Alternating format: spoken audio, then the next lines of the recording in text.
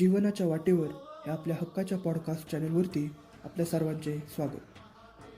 जिथे मी म्हणजेच तुमचा वरून आपल्यासोबत विविध विषयांवर चर्चा करणार आहे. आज माझा पहिलाच एपिसोड आपल्यासाठी घेऊन आलेलो आहे.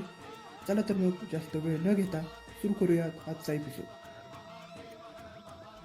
आज आपण एक अशा व्यक्तीबद्दल जाणून घेणार आहोत ज्यांचे नाव घेताच आपल्या सर्वांच्याच अंगामध्ये प्रेरणा जागी होते. अभिमान वाटतो ते म्हणजे मराठा साम्राज्याचे संस्थापक आणि भारतीय इतिहासातील महान व्यक्ती छत्रपती शिवाजी महाराज यांच्या साहसी प्रवासाबद्दल आज आपण जाणून घेणार आहोत. छत्रपती शिवाजी महाराज यांचा जन्म 1630 मध्ये पुण्याजवळील शिवनेरी किल्ल्यावर झाला.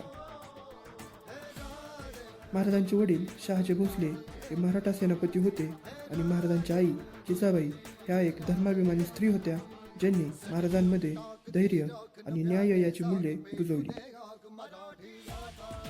आता आपण महाराजांचे बालपण कसे गेले ते पाहणार आहोत.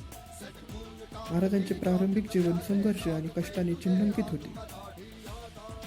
त्यांना मुघल साम्राज्य आणि आदिलशाही सल्तनत यांच्या विरोधाचा सामना करावा लागला, ज्यांनी मराठा शक्ती दडपण्याचा प्रयत्न केला.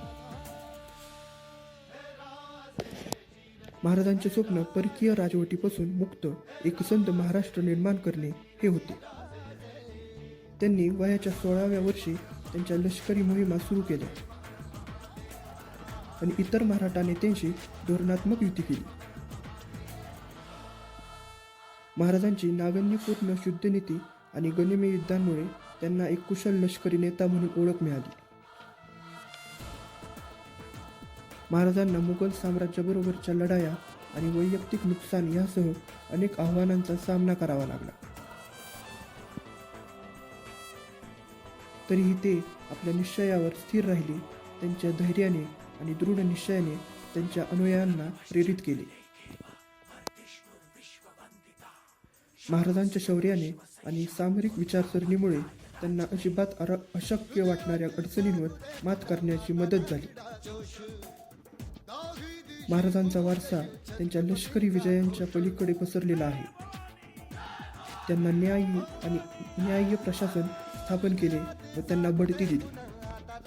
या संपूर्ण गोष्टीवरती मला तर असे वाटते की जेव्हा महाराज होते तेव्हा आपण का नव्हतो. त्यावेळी जर मी असतो किंवा आपण सगळे असतो तर महाराजांना खूप जवळून पाहता आले असते. कधी कधी तर मला असे वाटते की खूप नशीबवान होते ते लोक ज्यांना महाराज पाहता आले, त्यांच्यासोबत काम करता आले. असो, आजच्यासाठी एवढंच. पुन्हा भेटूयात लवकरच एका नवीन विषयासोबत. तोपर्यंत आपल्या यूट्यूब चॅनलला सबस्क्राईब करा, लाईक करा आणि फॉलो करून ठेवा. भेटूया लवकरच. धन्यवाद.